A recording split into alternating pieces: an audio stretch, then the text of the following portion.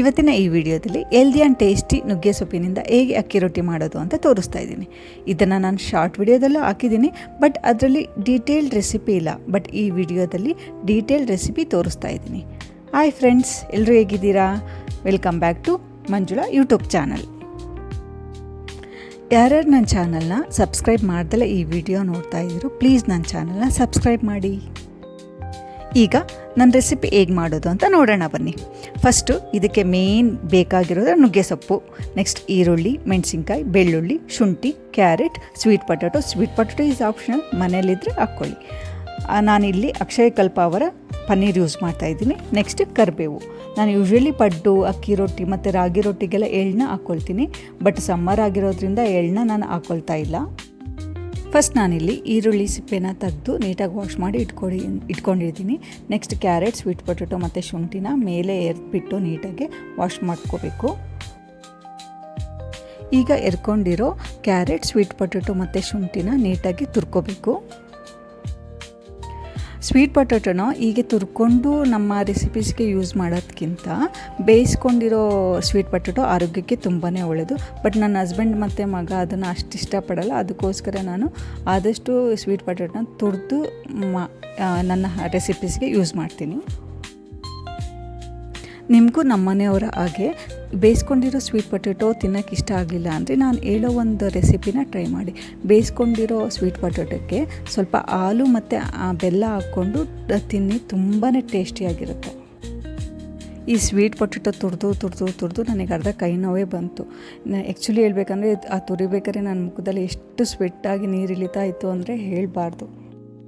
Fresh ಗಾಳಿ ಬರಲಿ ಅಂತ ವಿಂಡೋ ಓಪನ್ ಮಾಡಿದರೆ ಗಾಳಿಗಿಂತ ಹೆಚ್ಚಾಗಿ ಈ ಸೊಳ್ಳೆಗಳೇ ಬಂದು ಅರ್ಧ ಮನೆ ತುಂಬ್ಕೊತವೆ.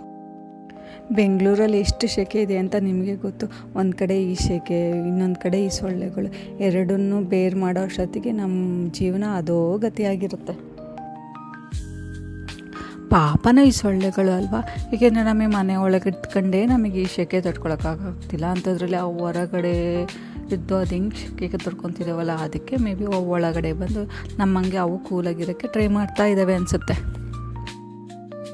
ನಮಗೆ ಸೊಳ್ಳೆ ಕಥೆನ ಪಕ್ಕಕ್ಕಿಟ್ಟು ನೆಕ್ಸ್ಟ್ ನಮ್ಮ ರೆಸಿಪಿ ಏನಾಯಿತು ಅಂತ ನೋಡೋಣ ಬನ್ನಿ.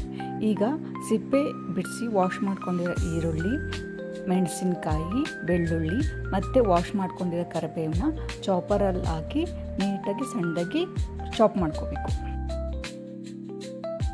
ನಾನು ಊರಿಂದ ತಂದಿರೋ ನಾಟಿ ಬೆಳ್ಳುಳ್ಳಿನ ಯೂಸ್ ಮಾಡೋದು, ಅದಕ್ಕೆ ನಾನು ಅದು ತುರಿಯೋಕ್ಕೆ ಒಂದು ಸ್ವಲ್ಪ ಕಷ್ಟ ಆಗುತ್ತೆ. ಅದಕ್ಕೆ ನಾನು ಚಾಪರಲ್ಲೇ ಚಾಪ್ ಮಾಡ್ಕೊಳ್ತೀನಿ. ಈಗ ಒಂದು ಪಾತ್ರೆಯಲ್ಲಿ ಪನ್ನೀರನ್ನ ಸ್ಕ್ವೀಸ್ ಮಾಡ್ಕೊಳ್ಳಿ.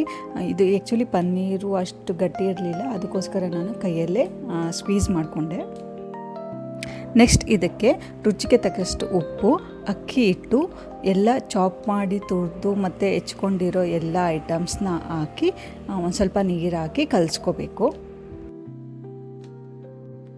ನಾನು ಆ್ಯಕ್ಚುಲಿ ಇಲ್ಲಿ ತಣ್ಣೀರು ಹಾಕ್ಕೊಂಡು ಕಲಿಸ್ಕೊಂಡಿದ್ದೀನಿ, ನೀವು ಬಿಸಿ ನೀರು ಕೂಡ ಹಾಕ್ಕೊಂಡು ಕಲಿಸ್ಕೋಬೋದು.